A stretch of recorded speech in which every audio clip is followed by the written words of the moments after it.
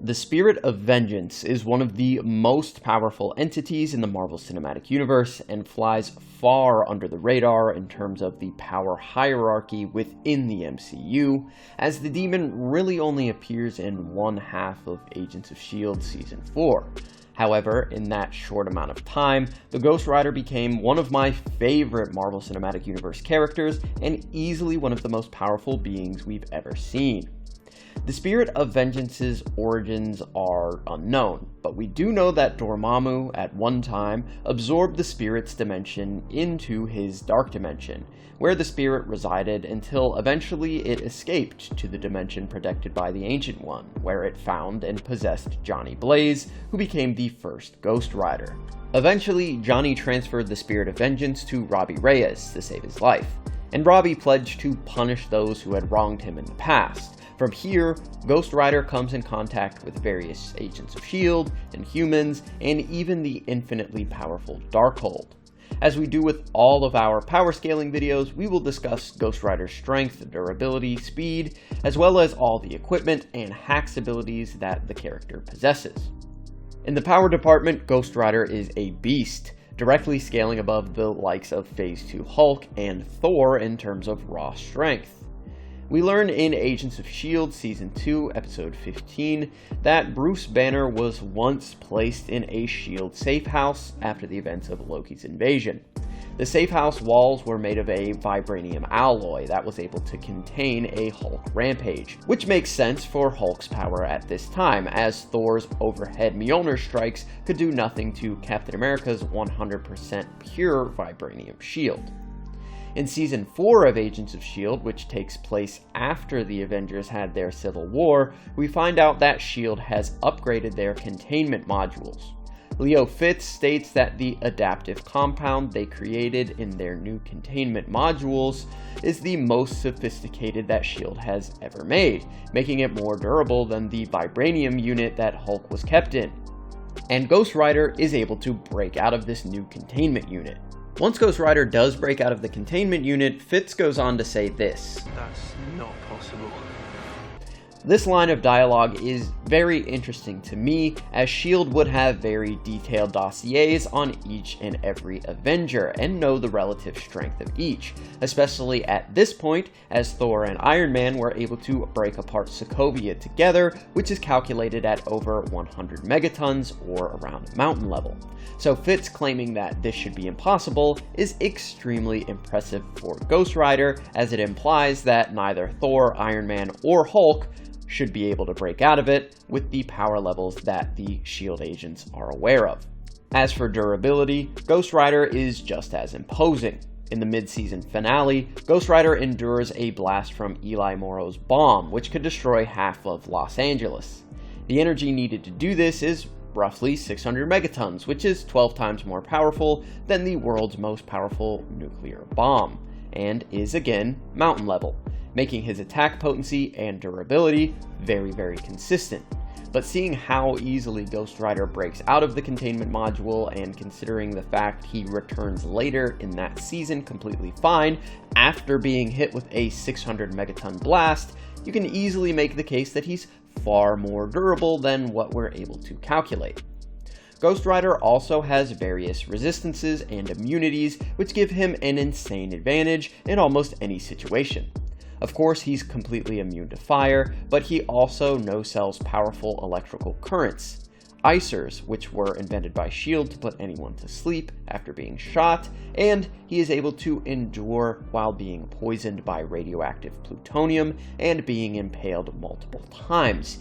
And he wasn't even in the full Ghost Rider form at this time. Being near the plutonium would kill any normal person 10 times over, so being skewered at the same time doesn't seem like that big a deal. Of course, Robbie and his Ghost Rider form take a ton of abuse throughout his various appearances, but Ghost Rider seems to be completely immune to any sort of lethal damage dealt to Robbie's body, and if Robbie is hurt, a simple transformation into Ghost Rider instantly heals any mortal wounds. Not to mention that Robbie's entire face burns off each time he transforms, exposing his bare skull, so of course his skin would need to regenerate after he transforms back. And now we get to the tricky part. the speed. As we've mentioned in multiple other Marvel Cinematic Universe videos, the entire universe scales off of Carol Danvers. Captain Marvel in her solo film has shown reaction and combat speeds exceeding Mach 100, and during Endgame she's able to fly down to Thanos' planet, search it, and return at insane speeds, reaching Mach 300 at a low end, and over Mach 1000 at a high end, which is over 750,000 miles per hour, or in power scaling terms, massively hypersonic. So how does this relate to Ghost Rider? Well, Thanos scales to Captain Marvel, as we see him react to her in Endgame. Thor also scales to Thanos, obviously, as they fight multiple times. Hela scales to Thor. Hogun scales to Hela, as he reacts to her attacks in Ragnarok. Sif is stated to be second only to Thor in battle, so she would scale to Hogun's speed off of this. Quake scales to Sif. And finally, Ghost Rider is able to react to Quake's attacks. Makes sense? Good. The entire MCU scales off of Captain Marvel, which is pretty much all you need to know about the Marvel Cinematic Universe speed scaling, and the chain is very consistent throughout the MCU. Pretty much every single character that has any sort of real feats or scaling scales eventually to Thanos, who scales to Carol. And other Kree can react to Carol's binary form, and there are Kree all over Agents of S.H.I.E.L.D. As for other hacks, abilities, and equipment, this may be where Ghost Rider burns the brightest. Using the Spirit of Vengeance, Ghost Rider can imbue various objects with his demonic power, granting that item the same amount of durability as his physical form. He does this to Robbie's muscle car, which when imbued with the Spirit of Vengeance's Hellfire, can no-sell rocket launcher attacks, and he can even use the Hellfire to increase the speed of his vehicle. While Robbie can transfer this power to any object from his car to a crowbar, he typically infuses a simple chain with his Hellfire, which gives him an excellent defensive and offensive option. With his Hellfire, he can also conjure walls of fire and emit the flames from his hands when a weapon isn't handy.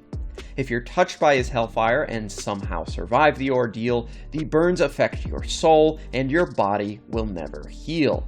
Not even Inhumans with advanced healing powers could heal burns caused by the Ghost Rider's Hellfire.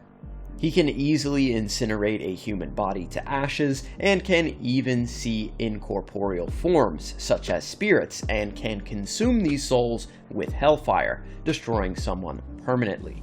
Imagine Ghost Rider got into a scuffle with Doctor Strange, and the Sorcerer Supreme attempted to use his astral form offensively. Not only could Ghost Rider see Strange's astral body, but could interact with his spirit without being in the astral plane, and could destroy Strange permanently with Hellfire. But maybe Strange could attempt to banish the Spirit of Vengeance to another dimension with his sling ring, or conjure the mirror dimension to keep the Ghost Rider trapped for eternity. Well, Ghost Rider has a sling ring of his own.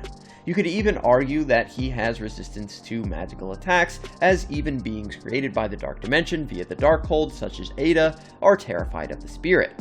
So with his Hellfire chain, he can create portals between dimensions, and could even travel in and out of the Dark Dimension at will by the end of Agents of S.H.I.E.L.D. Season 4. The Spirit of Vengeance also grants the user a high level of mind hacks resistance, meaning that mental manipulation does not work on anyone possessed by the Ghost Rider. Lucy Bauer was able to induce madness in anyone that she touched, but Ghost Rider ignored all of her attempts. Not even untold time spent in the Dark Dimension, which would typically turn anyone trapped there into a mindless one, could affect the Spirit of Vengeance, or even Robbie when he went to the Dark Dimension willingly.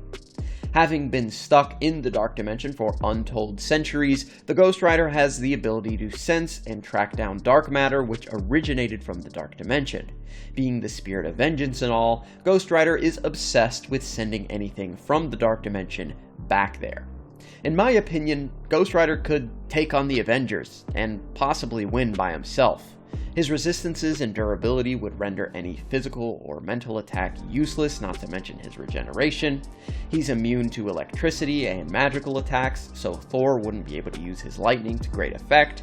We've already discussed how he could deal with Doctor Strange.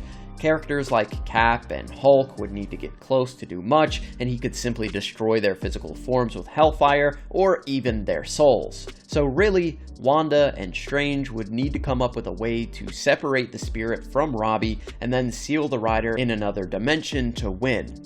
Not easy to accomplish, as we've already seen that Ghost Rider only leaves its host to possess another, and we don't know of any way to actually remove the rider from its host. But there's another ability of Ghost Rider's that we've yet to discuss: his ability to look into one's heart and soul. He uses this ability to judge someone to determine if they are worthy of punishment. You can argue that this is an empathic ability, simply looking into someone's soul to determine if they are good or not. But he seems to be able to pick out specific deeds that someone has done, as with the pedophile that he kills during his hunt for vengeance. So, I mean, I guess you could argue that he could simply look into Wanda or Doctor Strange's mind, see their plan, and then act accordingly. So, in the end, Ghost Rider is absolutely insane, and it's really a shame that his show that was meant to be on Hulu got cancelled. Hopefully Ghost Rider returns in some form or fashion within the Marvel Cinematic Universe, as I think he's extremely interesting, and of course, he's extremely powerful. And that's all I've got for you guys today. Be sure to like and subscribe, it does really help us out, and comment down below what character you'd like to see a power scaling video on next. And remember the motto, it's Ghost Rider over everything, and I'll see you guys next time.